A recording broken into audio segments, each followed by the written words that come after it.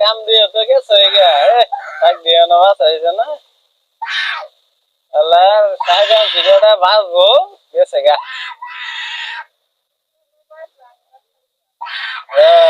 duty করে আয়া শাক দিয়ে বাঁচার লাগে রে মাথায় নষ্ট রে রে শাক দিয়ে আনছি বাঁচবো বউটা কি পয়রে গেছে গা আমার হচ্ছে কতটি শাক একলা একলা বাঁচলাম খাইতে পারলে তো খাইবা খুব মজার মজা